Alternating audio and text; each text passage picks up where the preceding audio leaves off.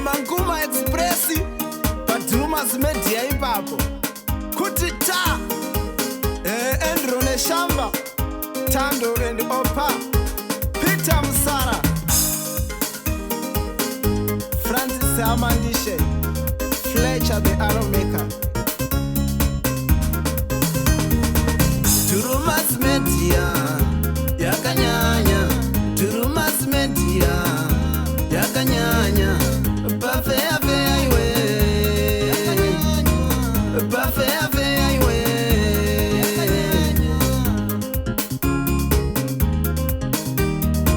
Durumas Media Yakanyanya Tinokukwazisa iyi muri yeZimbabwe kusangana zvakare kwatiri kuita nhasi rarimwe zuva tiri munzvimbo yebhindura nhau yatiunza pano ndeyetsaona yaitika yemugwagwa hongu hapana akuwara asi tsaona yakonzerwa nekusagadzirwa kwemaroads mugwagwa unobva Harare wakananga Mount Darwin washatisisa zvikurusa. Rangu zita ndinonzi Andrew Neshamba. Salibonani muli yeZimbabwe namhla sibuye ngenye indaba eyongozi eyenzakale emgwaqweni oya khona osuke eHarare usiya eMount Darwin. Indawo leyi ithiwa yiRadeco. Lapha ke esibona nje ukuthi imota ihle yaqamuka iJail Point yaya phakathi kwe-bridge. Lokhu kusitshengisa ukuthi umgwaqo le ayilungiswanga njalo ama-potholes lawa amele alungiswe. Mina igama lami nguThine Wimbo Maposa. Sekukwaziseka muri yeZimbabwe tinokurudzira kusubscribe kuDrumas Media. Drumas Media, taking you to another level. Drumas Media yakanyanya Buffet iwe Buffet iwe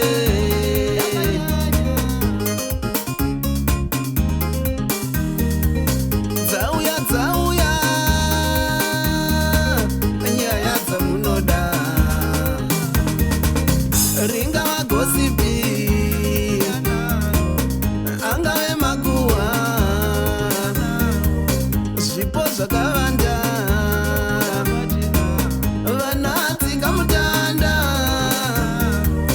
Nemapositori Vanofamba nomweya Mune mazhavi Ini ndoitwa Nyarire. I'm a cyclist, a motorbike rider. But I'm appealing to the government, especially as we are standing in Patiri Panapa.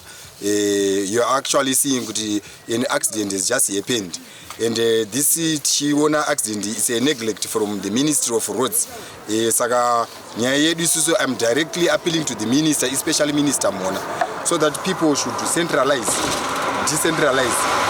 operations, not only to mention Harare Zodai, but this is a national thing. State of the roads is a national disaster. Don't talk of Harare only. And we are going to loss of life, but negligence. I don't know, can we call it negligence or incompetence of the government or especially Ministry of Roads? Can you do something for us as the Mutero? Especially this road has got 2 toll gates. We meet one at Tishangobuda Harare, there's another one, Taraguto in Darwin. So we believe that those funds should be channeled towards my services. Thank you. Sikuona kwenye mimi mapoto zaya anengo yakadi aripa. These potholes have been existing since the onset of the rain seasons. Have been existing at Oripo izvo zvekuti kutoitwa maybe mamwe acho kuripewa. It's only yesterday. Nezuro pane kumwe kwagadzirwa. Yes, kumusoro from Bindura up to Pasango farm.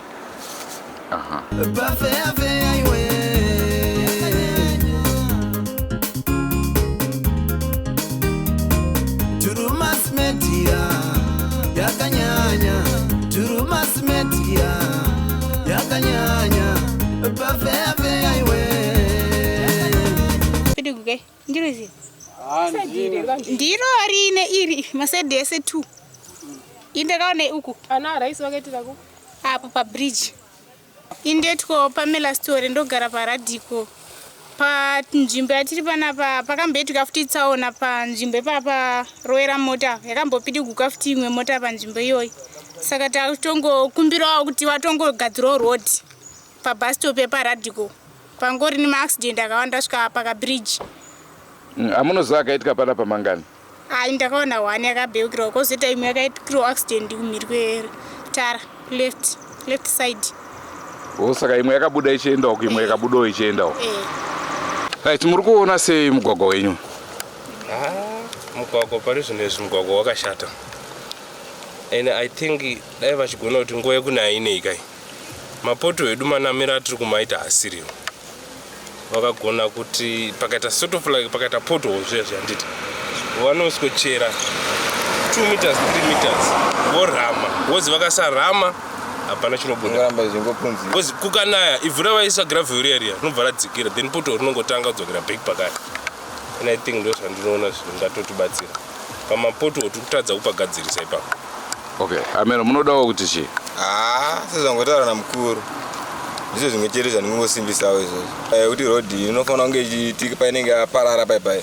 Unofanira kuiwedzera kuivhura kuti anyatsoisila zvakanaka. Inyatsosimba because pauri kungovhara kagepi kadiki kanenge karipo kaisizosimba. At the end inobva mvura yakangonaya chete so inobva yafukunura pai. Gomba robva ratongozara.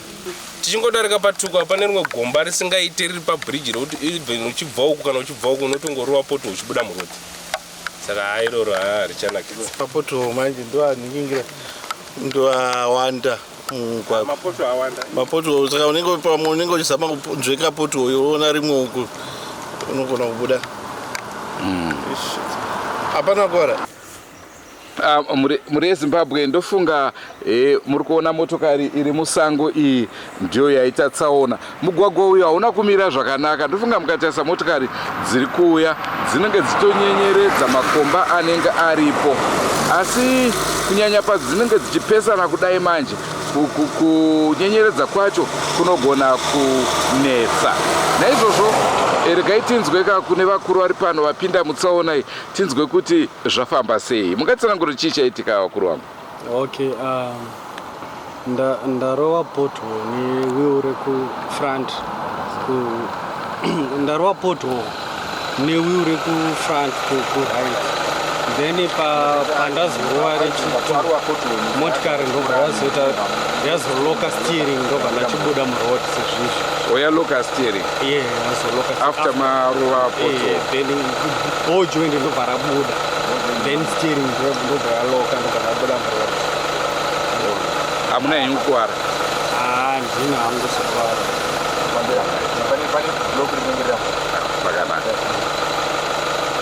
Right, ndofunga manzwa mafambiro azvaita ende muri kuona motikari iri kuuya mukaramba makaitarisa pamberi payo apa ndo pacho pane mapoto ayo ende haasi madiki mazikomba chaicho kuti kana munhu ukasatonge usingazive mugwagwa unogona kupinda mutsaona hombe.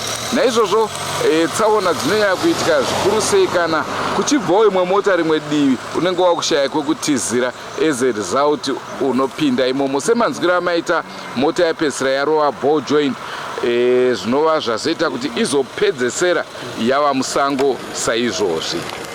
Njengoba ke libona ukuthi imota yethu leyi ihle yalokha i-steering silokhile yaya phakathi lapha. Lokhu kuveza ukuthi kuhambe kuyenzakale ngoba ubechaye ama potholes. Ipothole yayenza ukuthi i-ball joint iqamuke. Kakuthesi siyabona nje ukuthi nxa kusina so izinto zakhona azihambi kahle. Njalo besicela nje ihulumende angenele ayilungisise ama-potholes lawo ukuthi yenzele ukuthi kungabi lokulahlekelwa kwempilo. Chimwezve chinhu chatingade kuzivisa ruzhinji rweZimbabwe ndechekuti rodhika inobva Harare ichinanga Mount Darwin yagara haichisina kutonaka. Unoita kunge uri kufamba mumihomba yemambaira. Hongu tara iripo asi tara yacho totombokungura dai vatobvisa havo tara yacho angosara dust road zvinogona kutomeka sense. Last time yakagadzirwa road iyoyi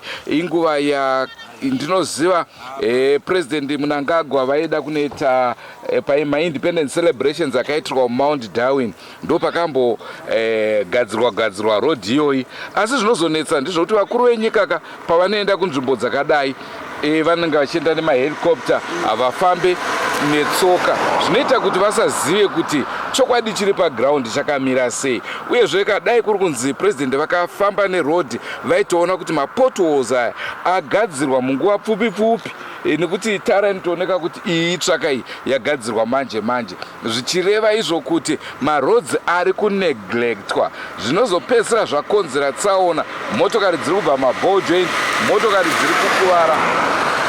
Panofanira kuva sambo. Ngakho-ke sibesicela phela ukuthi uhulumende abone ukuthi hayi indlela le ilungisiwe, ngoba abantu behulumende babona manxabe besiya endaweni ezinje so basebenzisa wona amaframachina lani so abaseze babona ukuthi hayi-ke indlela lezi azilunganga. Njalo-ke besicela ukuthi laba abaphatha intambo bezama-roads basincede nje ukuthi silungise into lezi, ngoba ama-potholes lawa azagcina abanye sebelahlekelwa zimpilo. Andofunga manzwa zvataurwa nevakasiyana-siyana mugwagwa uruda kugadzirwa in short. Wanzwa nekunamwa dai zviri zvigamba, kare vanhu vaisonesa hembe dzichiita zvigamba but zvigamba hameno zvingadai zvakuma50 chii. Naizvozvo kati ikurudziro yedu kune vanoona nezvemugwagwa kuti aiwa imbotarisisai mugwagwa unobva Harare wakanaka Mount Darwin. Njalo-ke selizwile kulaba abakhulumileyo ukuthi hayi-ke umgwaqo lo ayibo usuyingozi kakhulu. So besicela khona ukuthi ababona ngezomgwaqo basincede nje ukuthi silungise umgwaqo lo ukwenzela ukuthi singalahlekelwa zimpilo. Kana zvetara zvaramba aiwa nyasobvisa itara yenyu tongozwa kuti taane dust road tofamba mudust nekuti ndufu dzakawanda dzakutokonzereka nekuda kwezvinhu zvinokwanisa kugadzirwa zvisingatore mari yakawanda. Vaya vanodoneta dzimotokari tokurudziraika kuti hemuzodoneta tara igadzirwe. Hayi sibongile nje, siyabona ukuthi ngabe uhulumende asincede ngakhonokho ukuthi alungise indawo le, ngoba kuthiwa khona ayisiyo nje ingozi yokuqala leyo kwenzakala lapha, especially endaweni le esikhona eRadco bus stop. So besicela nje ukuthi asincede uhulumende khonapho. Sengikwazise muri eZimbabwe tinokurudzira kusubscribe kuDrumas Media. Drumas Media, taking you to another level. Andrew Neshamba ndilo star rangu. Tinemimbo Maphosa yili gama lami. Lisa. Goodbye my friends. Goodbye my friends. Wakamboonana tichazoonana nerimwe zuva hama dzangu. Goodbye my friends. Goodbye my friends. Wakamboonana tichazoonana nerimwe zuva hama dzangu. Ini ndokwenda kubasa kwangu.